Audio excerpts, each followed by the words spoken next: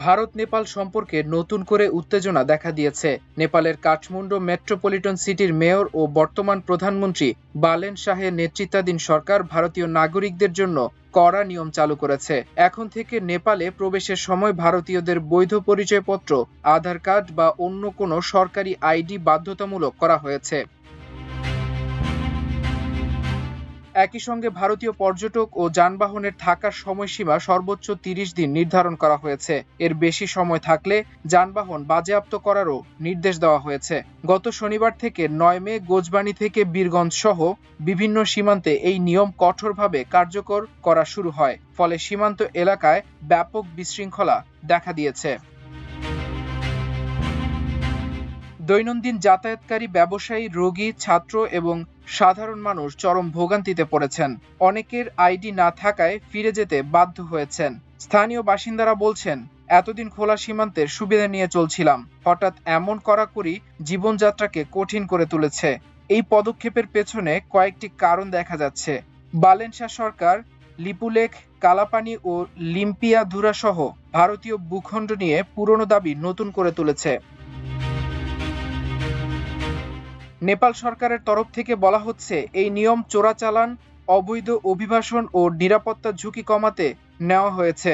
তবে ভারতীয়দের অনেকে এটিকে রাজনৈতিক প্রতিক্রিয়া হিসেবে দেখছেন। ভারতের সীমান্তরক্ষী বাহিনী এসএসএফ ও নেপালের সীমান্তের নজরদারি এবং আইডি চেকিং বাড়িয়েছে। উভয় পক্ষের কড়াকড়িতে সীমান্তবর্তী এলাকার বাসিন্দা ও ব্যবসায়ীদের মধ্যে বড় ধরনের অসুবিধে দেখা দিয়েছে।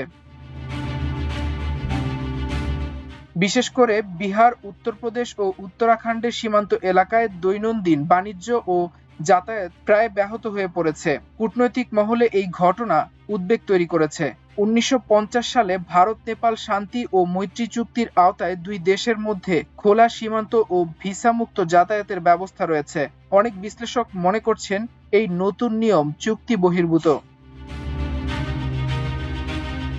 ভারত সরকার এখনো আনুষ্ঠানিক প্রতিক্রিয়া দেয়নি, তবে কূটনৈতিক স্তরে আলোচনা চলছে বলে জানা গেছে। স্থানীয় ব্যবসায়ীরা বলছেন, আমাদের জীবিকা এই খোলা সীমান্তের উপর নির্ভরশীল। হঠাৎ এমন নিয়ম ব্যবসা বাণিজ্যে বড় ধাক্কা দিয়েছে। অনেক পর্যটকও বিপাকে পড়েছেন। এদিকে নেপালের প্রধানমন্ত্রী বালেন শাহের নেওয়া এক কঠোর অবস্থানে ভারত বিপাকে পড়েছে।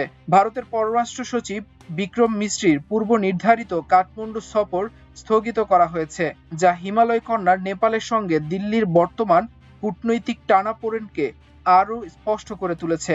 গতকাল সোমবার দুদিনের সফরে তার নেপালে পৌঁছানোর কথা থাকলেও শেষ মুহূর্তে ভারতের পক্ষ থেকে অন্যান্য ব্যস্ততার অজুহাত দেখিয়ে এই সফর পিছিয়ে দেওয়া হয়। তবে কূটনৈতিক বিশ্লেষকরা মনে করছেন, নেপালের নতুন প্রধানমন্ত্রী বালেন শাহের কঠোর অবস্থান এবং সীমান্ত নিয়ে নতুন করে তৈরি হওয়া বিবাদই এই সফর স্থগিতের মূল নেপথ্যে কারণ।